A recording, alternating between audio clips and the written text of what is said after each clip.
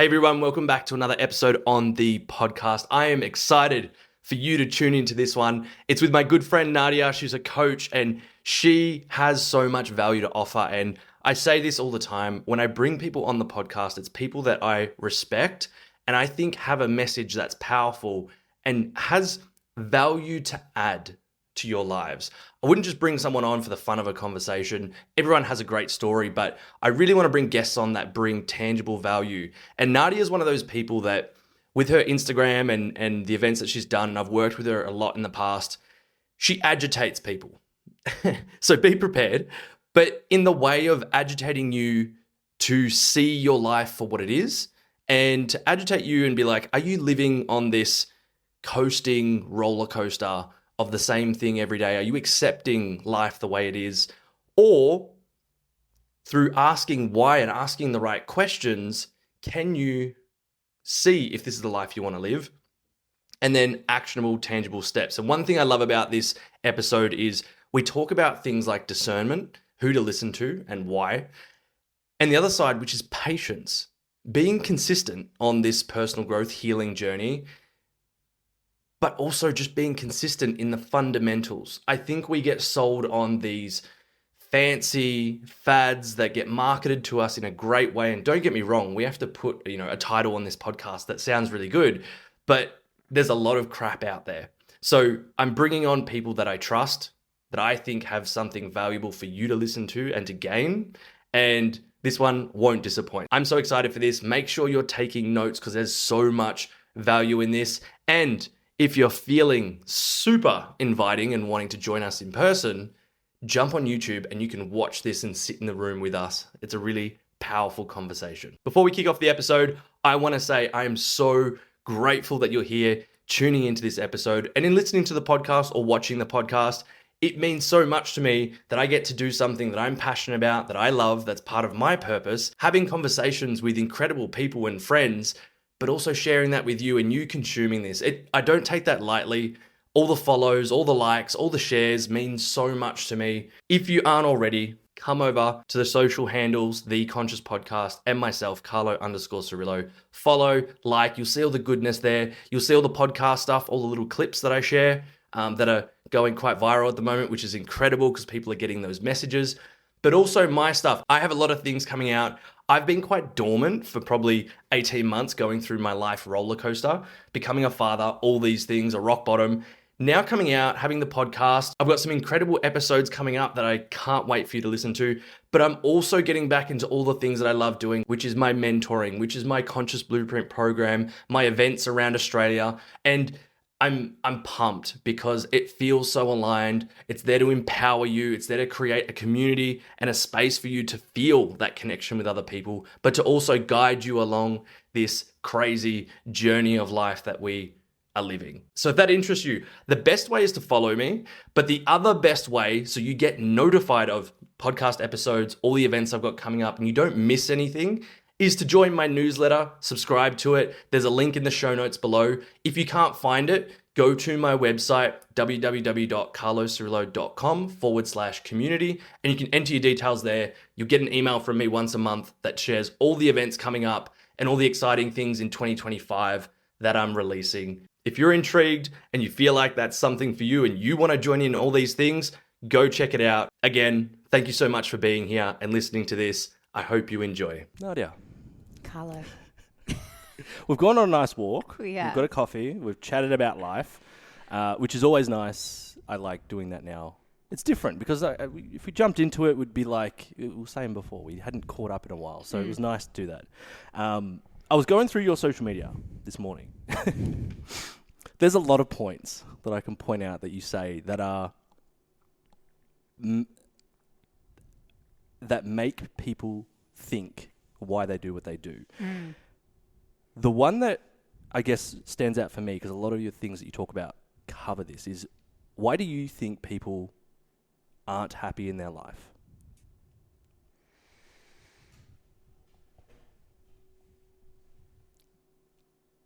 Really put simply, disconnection from self. And there's lots of, no, not just from self, from others. we are pack animals and we are designed to live in a collective. And, you know, science shows this. You look up blue zones, and most blue zones are communal living, community-based places.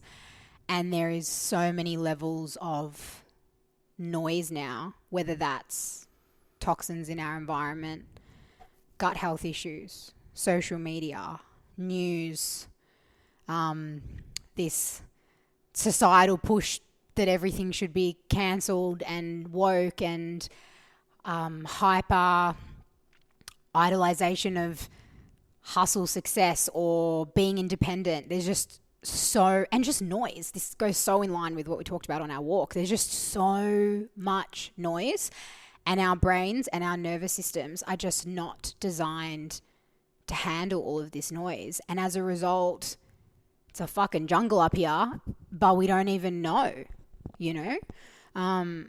Yeah. What are your thoughts? Disconnected from self, yeah, from what you said as well. And I think people don't know who they are anymore. And we're in a generation that I think it's a generation that's never experienced the same external pressures, stresses, the technology, the education, the societal pressures, the economy. Toxic environment. Yeah. Literally. And then looking at, and I was saying this to you when we went for coffee, is that the people of 20 years ago never had the comparison of, who's in America doing this or doing that, or no one was really saying you should do this, you should do that, apart from like their inner circle. So the opportunities have now expanded, which is amazing, to learn, to grow, to do things, but also the opportunities to get lost are so much wider as well.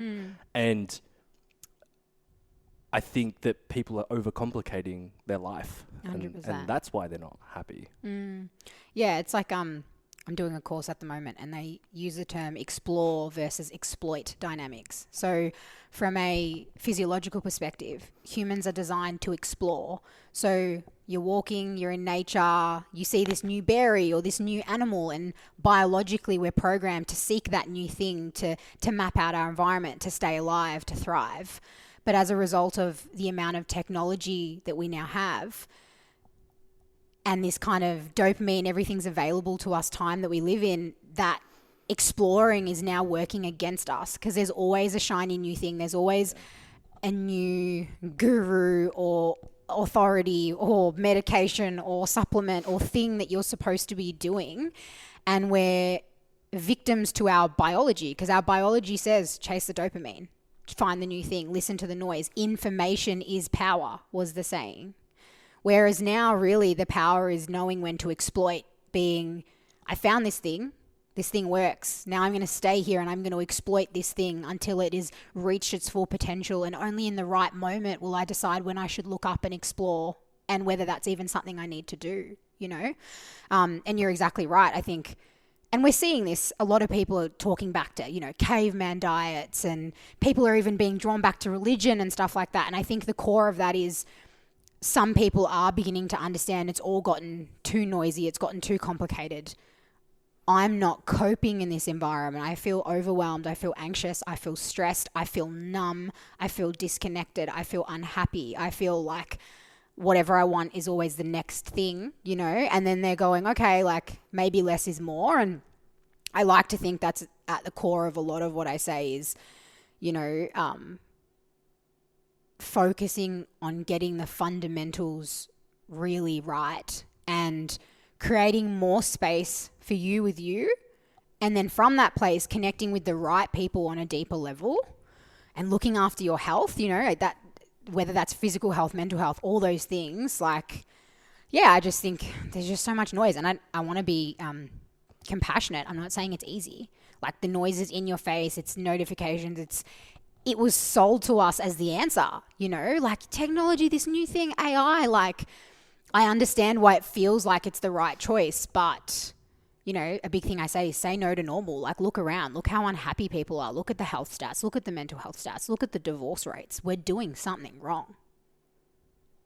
You know, if your doctor was right and the teachers were right and the radio was right, you'd all be a whole lot fucking happier. you know? And I know that the more that I deviate from the norm, the happier I've been. The clearer I've been. I just said this to you before. I'm the most calm I've been in a long time because I have a certain level of separation from my emotions and my thoughts. They don't command me in every moment anymore. I can have personal things going on and I'm not consumed by it, whereas I used to be, whereas most people are. And I've only been able to create that through space,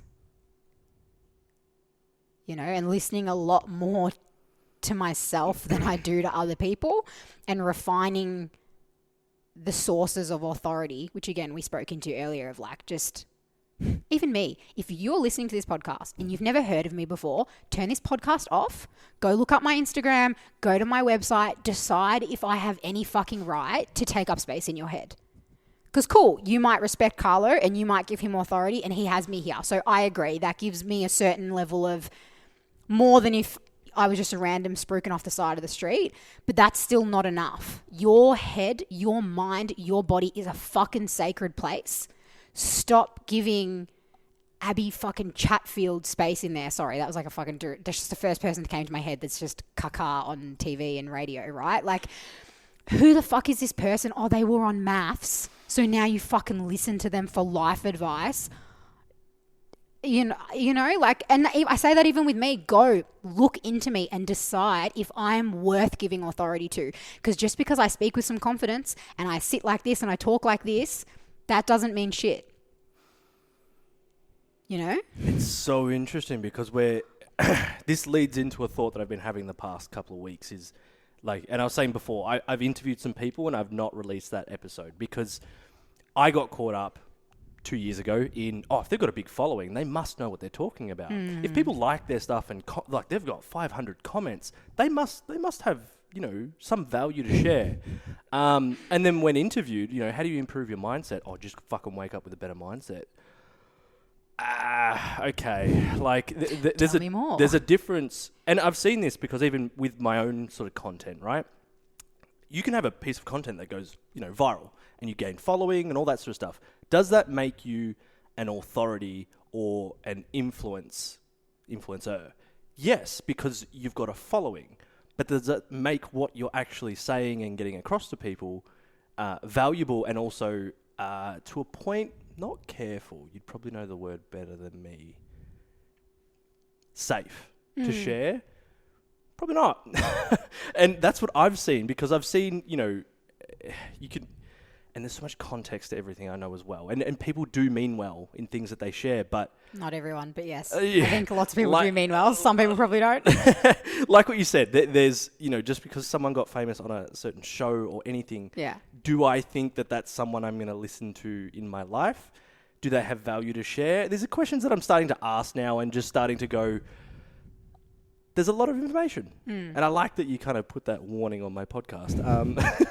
Yeah, and like I'm not saying there are not people that have been on reality TV shows that may be worth listening to. I'm just saying as a whole, we're granting authority to people without really putting that through rigorous testing. And I think that that's really dangerous. Because you also come from a background of psychology. I have an undergrad, So I'm not a psychologist, but I have an undergrad in psych, Yeah, so you have... a vast amount more knowledge than 99% of people that are thinking they know best of information that they read online and people that are sharing shit online. So from your standpoint, from what you've learned, you've kind of got a framework to go, that's nice words, but there's a lot more to it than that. When people are sharing things and posting things.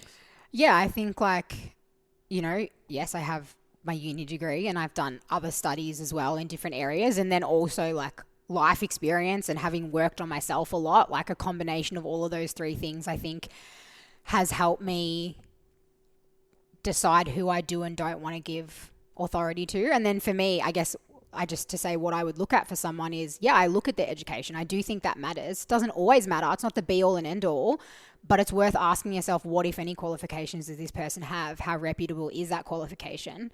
Then what is their life experience? Because cool, if they've been like, they've got some serious life experience and they never studied, cool, all good. You've done that thing for 20, 30 years or whatever, then it's not all that, it's not all this, but I consider both. And then I ask myself, what do I see of this person's life? How do they carry themselves? What kind of relationships they have? Like for me, those three pieces. And then, yeah, just like then experience in the field. You know, if we're speaking very specifically in terms of like who you're listening to from like a coaching or social influence space, I think all four of those things are really interesting, and no one is the total answer, but consideration of all four should be asked because, yeah, I think a lot of people, especially in, if we're going to go specifically the coaching space, lots of really, me included, hurt, traumatized people enter into this space, start to feel good, then believe that the thing that they should do is teach that unto others before having properly worked through their own things. And I'm really grateful that I was 6-7 years into my personal healing journey, if not longer, before I started doing this for work, because something that's probably not spoken about enough, and you and I, again, were kind of talking about this earlier, is being a person and then being a guide to other people is a really challenging thing, because I'm a human and I have moments where there are things that are happening in my life that are really hard.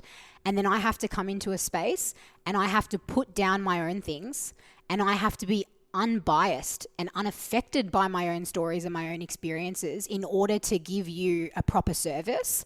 And that's physically not possible if you haven't done a certain degree of work, you know? And I remember certain moments where it clicked in for me where I have been fucked before going into a session and been like, should I or should I not do this session? I'm going to give it a crack. And then gone in and been like completely dissolved of anything that's going on in my own life because I was completely present with this person, to almost forget I had a problem till half an hour after they left and been like, oh fuck, actually my life's falling apart right now. But I've had to work to create that separation. And that's my big, where I feel, I guess, some concern and some like ethical and moral issues in the helping space. And this is even with psychologists. I was like, you probably should have to sit a psych test before you become a psychologist, you know, because our experience, our stories, our filters filter into how we serve you. And if I haven't dealt with my shit, I'm just going to hand you over my trauma and you're going to call it fucking therapy. You know, so I think that's why it's really important to ask yourself, like, how long have they been in the industry? How much work could they have possibly done? What kind of work do they do now? Who are they still working with? And do I trust to give this person influence over me when I'm vulnerable? You know, and I just think we could all afford to be more discerning about that. I've seen it in the space of personal development, coaching. You know, there's been a huge wave, I guess, and it's probably been the past 10 years of like, you know, coaching certifications and this and that, and, you know, charge your worth, and some people charging ridiculous amounts for coaching and stuff like that, which I think people have value to add, and awesome, charge whatever you want. But I've also seen the side of it where it's like, it's become a business, and with, you said ethically and morally, like the things haven't really been put in place to support people in the ways that probably should, because it's an unregulated industry, because they've just been told what to do from someone that's done it before, and they've been like, well, I'll make a business out of telling people how to do this. And that continues. And I think the one thing that I've seen, especially when I have hired coaches, mentors and stuff like that in the past, is a lot of them were telling me what to do. Yeah. And it you know, at some point when you're looking for someone to give you that direction, cool. Yeah. But I was also like, when I've asked myself the questions, then I find the answers. If it's to do with something specifically like a strategy or this or that, different story. That's what I will outwardly seek. But the internal ones is the ones that I needed to find on my own, or to have someone give me those questions to ask myself. And I find it so interesting that, you know, I love that people are becoming more confident in asking for help. It's just like, but where do people go? Because I see what I see on my feed, which is people that I follow, and I go, don't you fucking dare go to them. Like, I just go, I think, I've said this to a few people, I think you should go to therapy or a psychologist first. People that have come through my program's very surface in terms of your values, your purpose, forgiveness, gratitude. I don't go deeper because it's not my place. I'm not qualified. I don't know what the fuck I'm doing in that place. So I don't go there. This is a great first step in personal development journey. It's not over. Then you go on to the next thing. And for some people, it was like, I think I'd advise, because I can't help you with it and I don't know anyone else, that you actually go seek proper help in that area. Because who am I to say, I can solve all your problems with this 3-step program that I've developed? I'm a bit more genuine. I'm a bit more realistic than that. To be like, I'm sharing this, but it's also past my... If they've got more things, it's past my level of capability. Yeah, and I think this thing that comes to mind for me is like, overcorrection is something that happens in healing, and I think that's what's happening societally is we used to not ask for help, and we used to have no sources, and it was too much that way. And I agree, and I love, and I do believe that even what's happening in what's wrong is for the best, that we've swung the other way, and now we're all like, get help, do better, help others, and I think that's amazing. And I'm not saying that if you've had a breathwork journey and now you want to be a breathwork facilitator, there's anything wrong with that. I'm just saying, however long you think you need before you start servicing others, you probably just need a little bit more time. Don't not do it. Fucking yes, do it. Go. Like, I love that that's exciting you. I love that you want to do it, but do it from a moral and ethical place. And remember, you're doing it because you want to help others. This isn't about you feeling good and you being happy. That can't be the primary. You need to spend a little bit more time before you return to servicing others. And what I mean by overcorrection is no one asked for help. Now everyone's asking for help and everyone's asking from everyone, right? And that's okay. I've been talking about this a lot in my online community is we do this. We have no boundaries and then we have too many boundaries. And then we realize we're being a CUNT and then we come back this way and we keep doing this and we pendulum until we find the sweet spot. So I think that's human and that's fine. And I think societally that's what we're doing. But I think in that, it's certain people's, when we see that, we need to talk about it. And that's what I'm saying. I'm saying, I think we've overcorrected. Don't stop asking for help. Don't stop wanting to start your own business and be a coach and be a healer if that's what you want to be. But be mindful of doing it right, doing it properly, and doing it from the right place. Because again, especially in this industry, it's this really challenging line that many of us don't like to honestly talk about between this is a business. I'm a person, I have goals, I have things I want to buy. But I did this because I wanted to help people and I wanted to change the world. And even if I wanted to do this, let's be honest, it's because I wanted to do that. So there's this constant battleground that if I'm selling cars, doesn't apply. You want a fucking car? I'm selling a car. Cool. There's no moral and ethical dilemma of what I'm being driven to price my car at, you know? So it's a very complex industry to be in with a lot of complex lines to walk. And you need to be at a very balanced and regulated place to do that from the right place, I think, you know? And I'm not saying that I always get that right or that I always have gotten that right or that I just said, question my authority. I'm not a psychologist. I've done an undergrad. I don't have my honors. I don't have my masters. I don't have a PhD. You know, there are things I say no to working with because they don't feel in my scope. I also know there's psychologists that are crap and people have worked with them for 20, 30 years and then come to me and been better in fucking 12 weeks, right? So all I'm saying is ask questions. Learn to think and discern for yourself, because that's the true power these days, not the knowledge itself.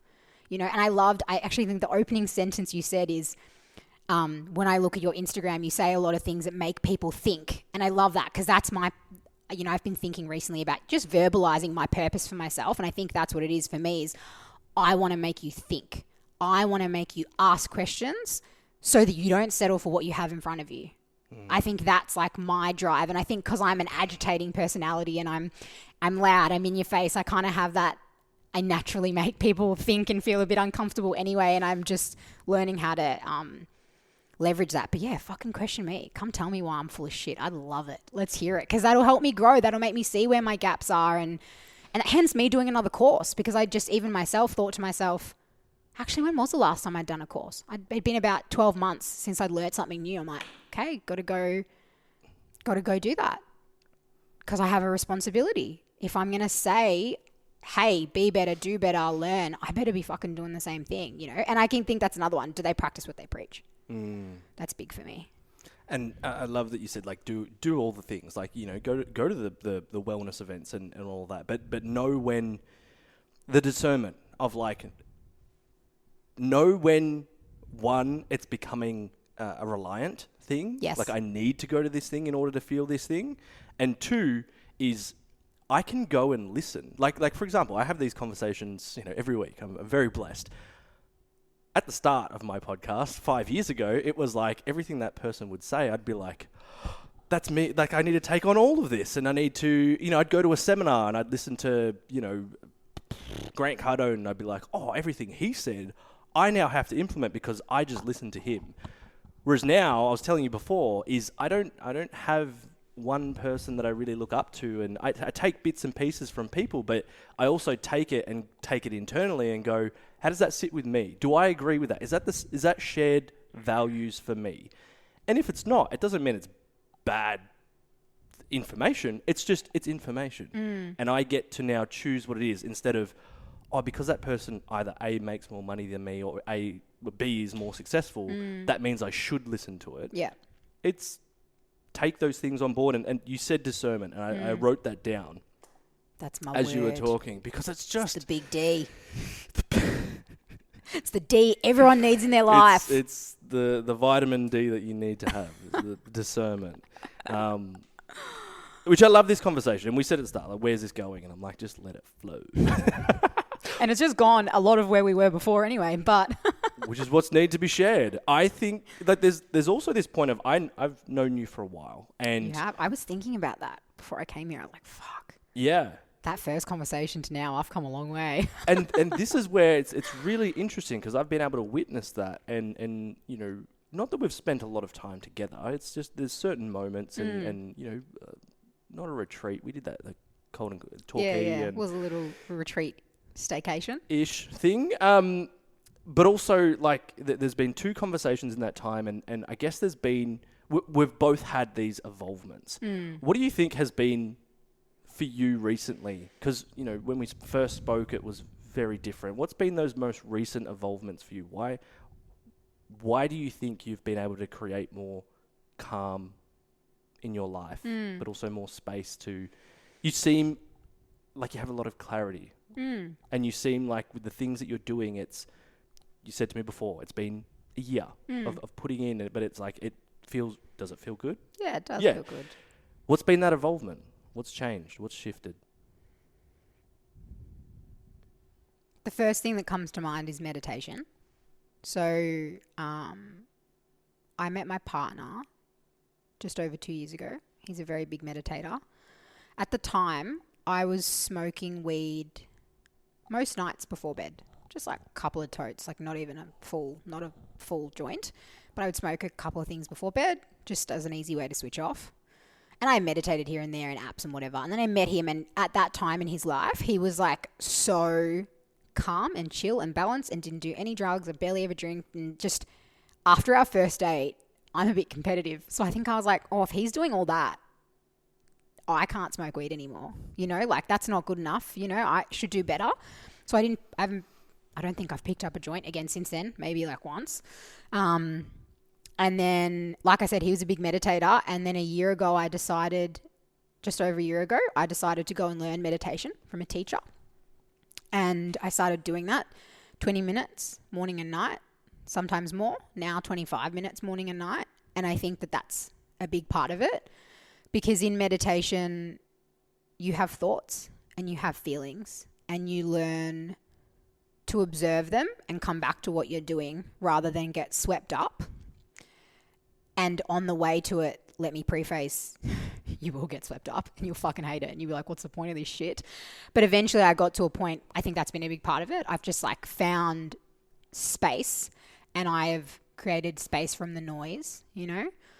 I think meditation is a big part. I think just like compound interest on the fact that I've been doing work since I was 21 and been in this industry and doing this work for 6 years and own my own business for 3 and been learning and cutting relationships that don't serve and working with people that are more aligned, and finding the right coach has been a really big piece for me. I've been working with SJ for a year and I can see a big shift in you said you've had a lot of coaches that told you what to do.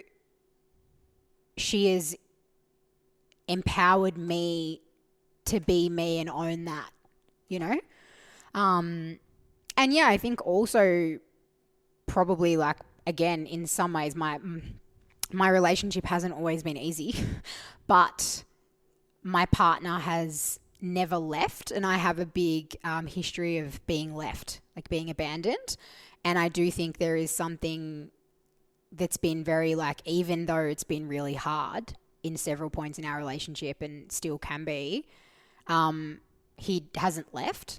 And I think that, speaking anxious attachment and all that sort of thing, there's a stability that comes in that, of just finally realizing that there's someone who wants to fight to make it work with you.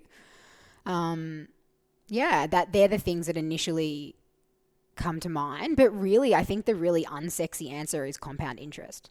Like, it's that I'm not 2 years in or 1 year in and I didn't stop. Like, I think one thing that probably you get if you follow me online is I'm fucking consistent. Like, from that first time, I haven't wavered in what I'm saying or what I'm doing. Like, I've evolved and maybe slightly things have changed, but not really. I'm still doing one-on-ones. I just do them in a different way. I've had one group program and I've been doing it for over a year. I think it's that compound interest thing. And that's really unsexy because everyone wants to hear, oh, do this 12-week program and you got better. Do meditation for 3 months and you'll be better. Meet the right person and you'll be better. Nah. Fucking years. I'm 30. I'm turning 31 and I've been fucking doing the work for over 10 years. And I show up every fucking day. And every time something goes wrong, I say, do fucking better, Nadia. And I look and I go back to my tools and I get up and I try again. I get up and I try again. And I'm not a victim about it. So I think it's just that. And people don't want to hear that because you want to go on and you want to hear the person that says, I did this 6-week course and I'm a fucking new person and you can be a new person too if you do this with me for 6 months. And we're like, fuck yeah, let's go, you know. But you don't want to join up to my community, which I would suggest you be involved in for the rest of your life, which is why it's $149 a month or $99 a month, because I think you will need this probably for the next 10 years. And that's why I didn't create a 6-week program. I created a community that runs in the background all the time, that covers many different topics in your life and gives you many different resources, because what will happen is life and you'll be great. And then you won't be great. And then you'll be great. And then you won't be great. And in all of those moments, you will need something a little bit different, but you will need to keep coming back and keep getting back on. And most people, I think one of the reasons why I'm in a place where maybe a lot of other people aren't, is because when they fall off for a lot longer than I do. I think my capacity to be off, I have a high level of agitation around that, and I have created a support system where I get back on really quickly. Everyone falls off. I've fallen off heaps of times, but I just get back on quicker, and I have certain non-negotiables that are more consistent, and that's what I harp on about, and I think that's what's helped me get here, which I think was a really long-winded answer to your question. But do you also think that that's because of you were saying before that you have the ability to separate from your emotions and feelings? Does that play a part into it as well? Oh, 100%. Yeah. Because if you have no separation from your thoughts and feelings, you think they're all real. And every second they want you to do some different shit. And every second you're getting hundreds, thousands of them. And it's consuming. And that was me. And I want to be clear, that's been me for a very, very long time. The meditation, the relationship, the compound interest, I think those things have helped a lot because there's a certain level of stability that's come into them, you know? Yeah, and that because you just can't, if there's no separation, it's just, and we've all been there, right? Something's wrong and it's all you can think about. Whereas now, my house could literally be on fire and I might know, but I'm actually capable of going through periods where I forget completely because I'm so immersed in what I'm doing in front of me. But damn, did that take work. Like presence and discernment, hotkey, save that word, Google and YouTube it until you figure that out. Because I think those two things, everything comes from those two things, you know. And I think from those two is where you find the difference between responding and reacting to things that happen. Like, for example, the other day, I live in an apartment building and you need key and fob to get up places. And I left everything inside. Nice. Walked out. My dad taught us from a young age, lock the door. Lock the door, as you would do anyway, but like lock the door. Went to the elevator. The elevator's right in front of my door. Pressed it and went, oh shit, where's my keys? Because you have to fob down. I can't get to my car. If I go in there, I can't get back up to my level. And I can't get in my room. And I had to go to work. And your brain will start to obviously react. And I was like, oh no. But then it went, okay, that's not going to help. Yeah. If I punch a wall, that's not going to do anything, right? I can't. This is not a resourceful thought. Yeah, like I've got my phone, but that doesn't help me in any way. It was like there's this automatic switch, and this comes from, like you were saying before, is that it's taken time. Compound interest, yeah. Of just, there's a solution. What's the solution? Okay, go to the person next door, see if they're home, and jump the balcony. They happened to be home. Lucky. It was like, they could have been at work, any of these things. Open the door, I'm like, hey, next door neighbour, how you doing? Probably should introduce myself a lot longer, a while ago. Can I jump the balcony into my place? And he was like, and I'm like, it's me. Like, do you want me to prove that I live here? Like, please. And he's like, lease agreement here. Yeah, he's like, okay. And I don't think you can. I'm like, I can, mate. Don't worry. Parkour. Went over the top, reached in, got in. And I was like, okay, crisis averted in 3 minutes.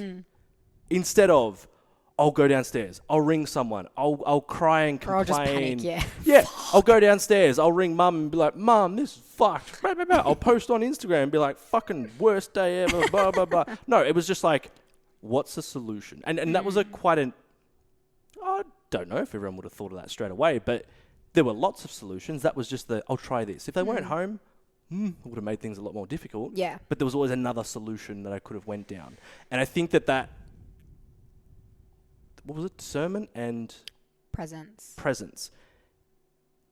In that moment, like I feel like a lot of people just are in reactive mode. 100%. And that kind of goes back to the stuff that you do talk about, is that regulation of, if you are high responsive, if you are unregulated, all these things, you will get caught up in those emotions, but you also just react to everything that fucking happens. Yeah. And I will also say, very openly, honestly, I've been there, and it still happens from time to time. Of course, yeah. But it's the compound interest is interesting, because I remember learning that back in network marketing. Darren Hardy, a compound effect, is a book. Is that I've also got to remember that I've been doing this since 18, going to courses, coaches, all these things. So 12 years of learning about thoughts, how they affect you, reading The Power of Now, reading Think and Grow Rich. Yeah. I thought that everyone has this. And then what I've been from observing, I took myself off social media for a good year when I was going through all my shit, observing, and when I had those conversations with people, being like, oh, they're not in that same sort of situation and haven't been working on themselves for that long. And I guess that's where I like to tailor my content to those people and keep things really simple and basic. And I love being able to share that, those little things. What do you think is a place for people to start where they do find themselves in, damn, I am reacting. Damn, I am listening to everyone else and getting sucked in these little vortexes of everyone else's advice. How can they bring the power back to themselves? And the first thing I want to start with is put down your shame, pick up compassion, because we are naturally wired to react, And then we have to learn that there's another choice, and then we have to put in the work to have another choice. And there's nothing to be ashamed of when you didn't know any different. It's easier said than done, but I want to say that first. And I want to say that I share all of this and you share all of this not from a place of righteous indignation and look how good I am, but I'm saying I have fucking been you. You know? And probably if you go back to our first podcast, I probably told my story, and you will know that I come from no righteous place, and I tell it to tell you that if I could do it, you can do it. It's not magic. I said for years, meditation is not for me. You know?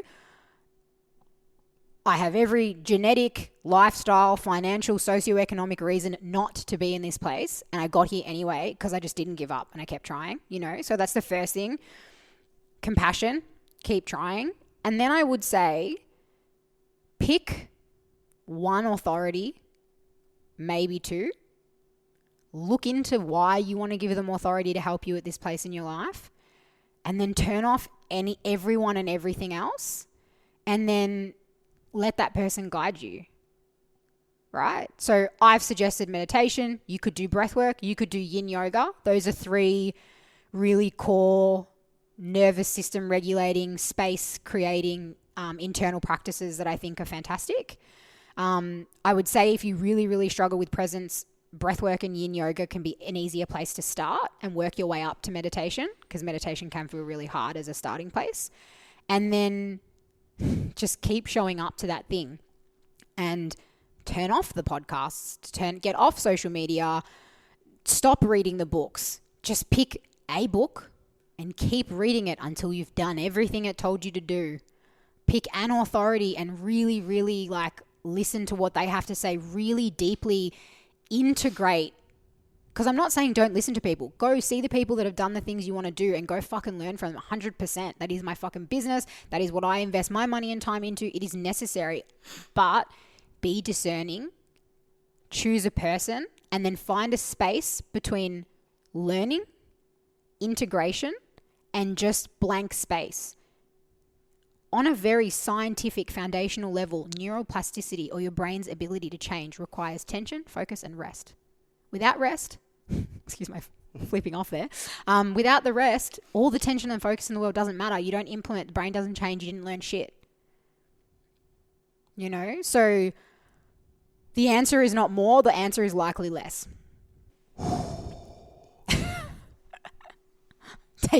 Everyone take a collective deep breath in and out. Just some light chat.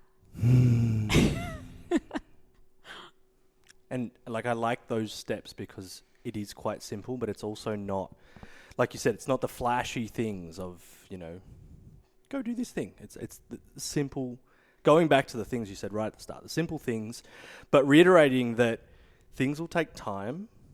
I think that's, you were mentioning before, people want the 1 week thing, the 1 day thing, all that. Even starting to read a book or whatever, take your time. Life isn't going to finish in 8 weeks. Or you don't get to the top of that mountain and then things are all coast and good. It's just done. How many mountains have I climbed? How many books have I read? How many courses have I done? They all gave me something. But the more I placed, that's the solution and that's going to solve all my problems, the more disappointed I got. Because, like you said, life will happen. It'll go up and down. So I think people accepting that things are going to take time is where we then understand, okay, take the pressure off, take 1 day at a time. Yeah. And I'm not saying it'll take 10 years for you to feel better. And I'm not saying that you won't get immediate wins. All of those, it all happens at a different pace and a different whatever. And you'll have moments where you feel healed. And then you'll have moments where you feel like you haven't healed at all.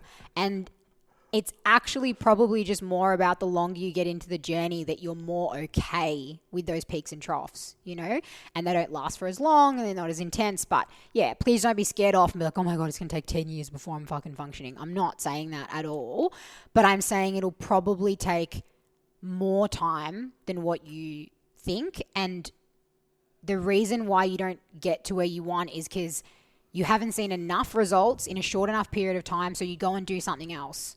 You're not, again, this is the dopamine explore versus exploit dynamics. You're allowing your desire to chase dopamine and your programming for instant gratification to take you away from the thing that is the answer because you're not being patient enough.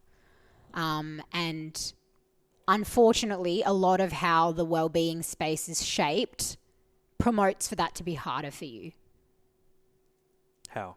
Because everything's designed in an idea that this course will be the answer to everything, as opposed to like, yes, this will teach you something of really high value that can change your life, but it won't be the end, you know?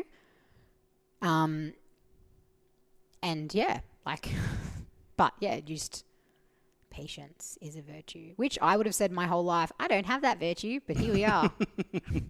I made it. I'm not saying I didn't complain a lot on the journey. I just didn't let those complaints stop me from getting back up. Yeah. You didn't let it last a year. No. Give it time and then, move through it.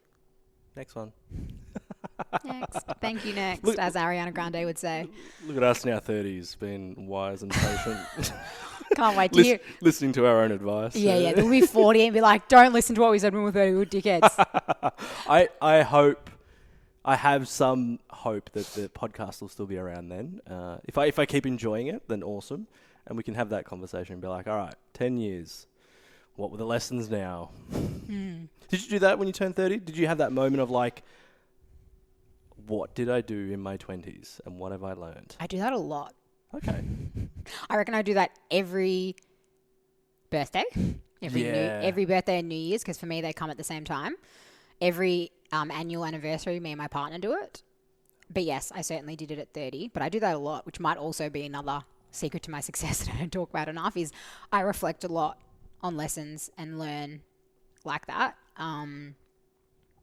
Yeah, so I definitely did do that too. I think I probably did a social media post about it if you went back and had a look. Sounds like the kind of thing I'd post about. Did you do it?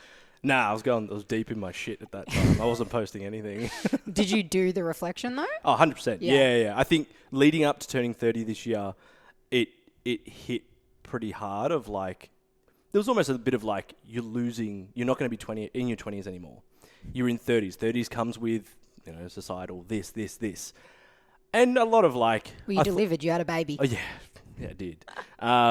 There's a lot of, I thought I'd be in this place or this.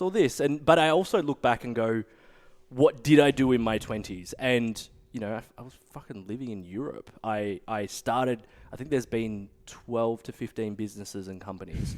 I've had over 30 different jobs. Yeah. I've spoken on stages. I started a podcast and who knew it would last 5 years and be able to get, people like yourself on the podcast and people that I used to look at on social media and be like, that'd be cool to be friends with one day. We're a bit different for us. We've had a friendship as well.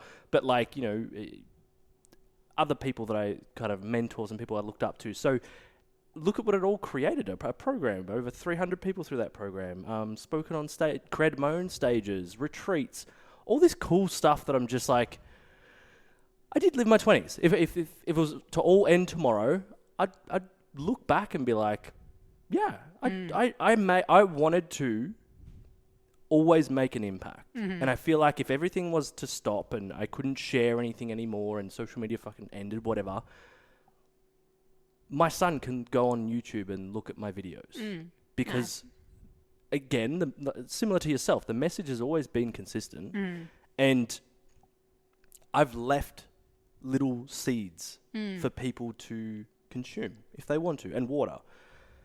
That was always my intention. Nice. And that's why this podcast means so much to me, because it's like I get to share not only my messages, but you get to leave your seeds for people. Which has always been your thing. I remember that from like the first conversation we had, you being very like excited by the idea of promoting the message of others, which interestingly not really been a big part of it's funny, like you said, we all have slightly different ones, but you've always said that, and that's cool to be able to look back and see that you've done that.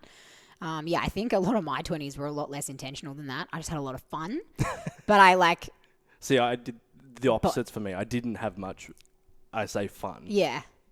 So now it's flipping. Yeah. Yeah. Whereas for me, my 20s were like fun, experience, And then, towards the middle to the tail end of my 20s is when they became impactful. But I'm like, so I don't regret any of that, I really, especially now, fun has been a real theme for me as something that lacks these days.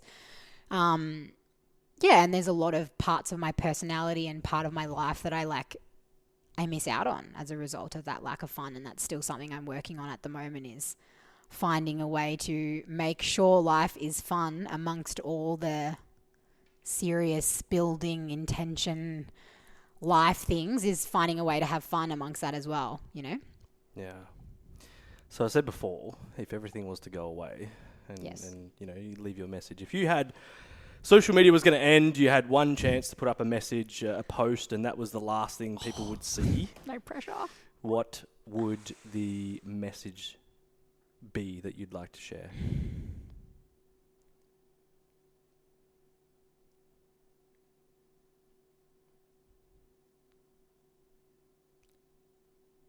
Don't settle for a life that's anything less than extraordinary, and never stop asking questions.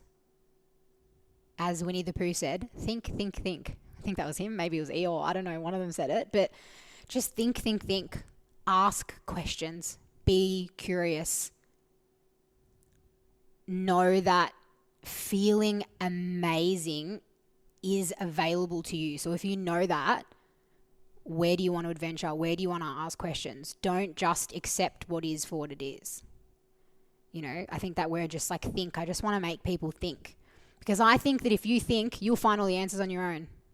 If I can make you agitated enough to keep thinking and to know excellence is available to me, it doesn't matter whether I'm here or you're here or who's talking or whether the internet exists or doesn't exist. You will think and wonder until you find the thing. But if you don't know there's more, if you think normal's normal, if you don't know how to ask a question or how to discern, there could be a pot of gold next to you and you wouldn't pick it up. Because this is all that exists in front of you. And this is how most people are living. And out here is all this stuff and they just don't even know it's there. So that'd be my mic drop. You agitator. It's such a unique word, but it fits very well. Me, yeah. Professional agitator. That should be my Instagram headline. Agitator, trigger, one of those. Literally. I think I have a post about that. If someone triggers you, say thank you. Yeah. Walking around everywhere saying thank you. Why do you do it? Why do you do all of this? You don't need to. You don't have to. You don't need to share. You don't need to have a community. You don't have to do all this work to serve others in the way that you do. But why do you do it? At this point in my life, I can't imagine what else I would do. You know what I mean? Like I love it. I'm good at it. And to be honest, I don't think I find it as hard as some people find it. So for right now, like that's my answer right now. Like, why wouldn't I? At the start, it was, my life felt unfairly hard. And to deal with that, I had to find a reason it all happened to me. And the reason I created, rather than assuming that the universe always has one implanted, because at that time that didn't really make me feel better. The one that I created was, well, can I save one person from feeling what I had to feel? That's how it started. And now, I love it. And I feel agitated. The word, I feel agitated when I see the average quality of life people are calling normal and accepting for themselves. I feel agitated when I want more for people than they want for themselves. I feel agitated when I see how parents are raising their children and people are treating their partners and friendships that people are having and the conversations they're watching, and we have this finite life, and with these fucking minutes, the things you're doing with them, I feel agitated that that's how people are spending it. And I want them to feel agitated because there's so much better out there, you know? And that's why I agitate you guys, because I feel agitated by it, you know? And that in a weird, peaceful way now. But yeah, sometimes I get mad. Sometimes I watch TV or I see social media and I feel angry, and I feel as a human, as a collective being, I have a responsibility to do something about that if I have the power to. And for whatever reason, I can talk like this. I can feel comfortable. I can deliver these messages. I have an ability to be articulate that I've developed. And I believe that to a degree that is my responsibility, and I love it, and I wouldn't want to do anything else. Damn, I can be preachy sometimes. Yeah. But and I know when I've been asked, it's a very similar sort of feeling where it's like it's natural. Like I don't see myself doing anything else, and it's naturally in terms of communicating a message to others. That there's something about it, and that's also why I resonate with yourself and wanted you to be on the podcast again for the third time. But it's, you know, I naturally connect with people similar because there's something about it that's, you know, we're wanting to teach, we're wanting to serve, we're wanting to help, and you mentioned that because you don't want someone to feel how you felt or be in that situation and not have the support, and I really admire that because that's ultimately, you know, how we then pass on the teachings, the lessons, the healings to the next person. What do you think is the change that people need to implement in order to just start doing that? Would have been in the zone of this is who I am, this is what I do, and I'm just accepting that life is this way. What is that change? What is that? Space to ask questions. Like literally go for a walk without your phone and just like think. Do you remember that thing? Thinking? Not about TV. Just think, ask questions. Why? Why do I do this? Why do I do that? Why do I feel like this? And the old fucking adage of that therapist on the couch saying, why? Just like no noise and ask why. Maybe you do that pen to paper. Maybe you do that closing your eyes meditatively. Maybe you walk in silence. But just that would be the starting place is, ask why. Because I think from there, as I said, you will create your own internal agitation and your own drive and motivation to get answers. And then that will drive you to the authorities or to the resources. And then it goes back to the advice I gave earlier, which is pick one, not many. Do it for a long period of time. And allow that to naturally show you the next piece and the next piece, and be mindful of your explore versus your exploit dynamics in terms of, have I actually gotten everything that I need to get out of this thing? Have I integrated? Have I implemented before I get excited by the new thing? And you just start a list. These are all the modalities, and this is literally the premise of my community. There is bazillions of modalities that have helped me get here. But the first thing I say to everyone when they come in is, well, you're starting here, and until you finish this, you don't go on to anything else. And from this, it will reveal what the next step is for you. And when you've integrated this fully, then let's ask ourselves, what's the next needle in the haystack, you know? And I think, ultimately, if you do that, again, we're wired to resolve our own agitation, I think. It's just that there's so much noise right now, you're disconnected from your own innate desire to feel good. And you're numb as a result of toxins in the environment, crap in your food, TV, social media. Like the noise is making you numb. And if you can find space from the noise, I believe you will ask the questions that will help you get to where you need to get to, you know? I love that. So what's coming up for you? What's exciting things that people can plug into? How can they learn more? Dive deeper. So I'm definitely super active on social media. So nadia.sophia.coaching.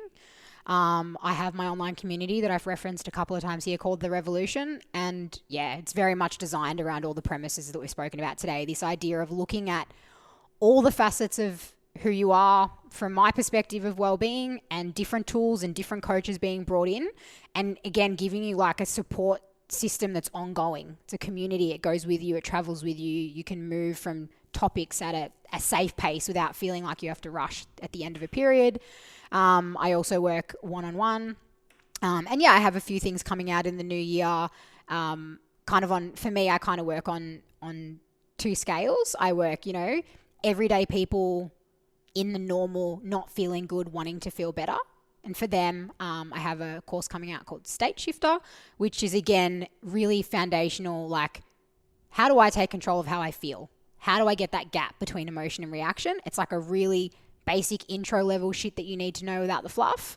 And then on the other side of what I do is high performers, outliers, people that have big dreams and want to really push to that next level. I have something coming out for those guys in the new year that I'm really excited about as well. And, on theme with me, I like to narrow my focus. I don't have a million courses and a million layers. I've had my one-on-ones and I've perfected that. I then moved into the Revolution and I've been running that for now over a year, and it's feeling like a really strong community that's ticking along. People are getting results. I feel really good about that. From that, I've now moved on to these next 2 things that I'll focus on next year. And for me, it's about doing a few things, doing them really well, catering to the markets that are really important to me. And that's what it looks like for me at the moment. Could evolve, could change, but that's what I'm feeling really focused and excited about at the moment. And yeah, also just finishing a course. I'm studying something with the Flow Research Collective, Stephen Kotler, Neuroscience of Human Performance, Flow State, all that sort of stuff. So really, I come from the mental health space originally, and then I've moved into the performance space as a result of my own life experience and having fallen in with a lot of like fighters. I work with MMA fighters and boxers and all that sort of stuff. Kind of now transitioning and focusing my education on more the performance side of things, because I feel like I can do the mental health stuff pretty inside, outside, back to front now. And now I'm just like honing my craft in the performance space. And yeah, really, really enjoying that. Working with athletes is just like a whole other ball game. And it's really fascinating for me to, work with people that are at different levels of consciousness, and we all need different things at different times. And I really I get something really different from both sides of that. So I'm, really excited to keep nurturing what I've built in the mental health space and really nourishing this tree that's been planted with the Revolution, but also continuing to develop my my presence in the performance space. Awesome.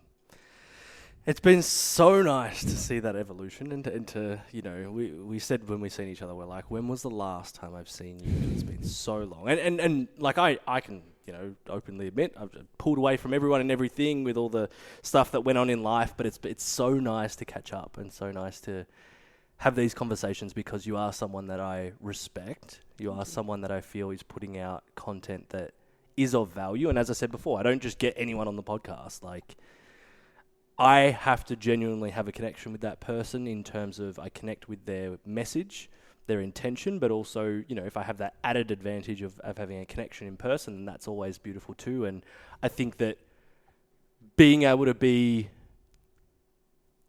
a friend as well and see that happen and see how consistent you've been, it shows. Like, no wonder why you have X results from being consistent. And I think that it's so undervalued, that consistency part, and we've both been able to get to a certain point, have some really high highs and really low lows along the way, but knowing that that's normal and that's part of that process. And it's just really, really nice to see that someone like yourself is doing it for the right reasons, is genuinely wanting to serve and help people. And yeah, I know some of your clients, and I've been part of those certain networks and stuff like that. So it's been really nice to see their testimonials and see their improvements as well. So thank you for what you do, who you are, and for sharing everything today. It was really awesome. Thank you. And thank you for having me and being a part of that journey. And yeah, it's always a pleasure. We always have good chats. And yeah, I really, especially the word respect, that's always a really nice, I think for me, that's a very high value word. And I think that's an important thing to look at. Do you respect the people that you're listening to? Because I think that's really important. So thank you for having me. And I look forward to doing this many times over the next 10 years and beyond. Well, you know what? The interesting thing is I was sitting with it and I've noticed different thoughts in my head where it was like, oh, I don't want to do them online, which is because I like doing it in person. Yeah. And the other one was, oh, I can't have the same person on like 2 or 3 times. Like it's the same. You want variety, blah blah blah. And I just went, well, no. Like we've got so much knowledge to share. We've only just touched on this amount of this, and the other side of it is if I really value the person and their knowledge, then why not? So for me, it's been getting out of my own way when it comes to this. And, if I stayed in my own way, we wouldn't have had this conversation because it would have been like 2 times, get out. She's been used. I'm done with her. You're off the list. We know everything now. But definitely if you want to know more about Nadia, there is... those episodes you can go back to. I'll link them in the show notes as well. I feel like I need to go listen to them back in my own evolution when I listen to the 3 sessions. It'd be funny. I'd be interested to see how... I don't think they are similar at all from what I remember. No like way. Worlds apart. No. And because it was a decent amount of time in between, and I think if we look at the time of like, let's even say, it has to be within 5 years, we've both grown so much in that time and evolved. So each time was at a different evolution. And I think, even people, first-time listeners, they go back to the very start, and I'm like, I was 24, I was saying every second word, like, don't go there. I still say like too much, but anyway, that's something I'm trying to work on. Once you become aware of it, you can change it. But when people say, I went back to the start, or I see it on the stats of people going back to the first one, I'm like, cool, I don't go back there. I don't want to hear or see, but it's nice to look back on how far we've grown. How far we've come. So until next time, thank you. And everyone that's listening, if something has inspired you, if you've taken something away, maybe it's that little bit of like, okay, I'm not going to overthink this too much. I'm going to keep it simple, take the points that have inspired me. Awesome. But my one ask is to wherever you're listening or watching, like, subscribe, and go across to Instagram. That's where I share all these little clips, TikTok as well, and all those things. But if there will be a lot of little clips from this conversation. There's been some mental notes I've been taking that I'm going to clip up. Share it. Go ahead if there's something in there like that's. I've noticed that when people have shared things, it's when they've inspired and planted a seed for someone else. Especially if you go across to Nadia's page and just see the stuff that you post. Like, you've got a lot of reels, a lot of information. Like, go suss those things out because there's a lot of value in there as well. So wherever you are, thank you for listening. And until next time, take care. Peace.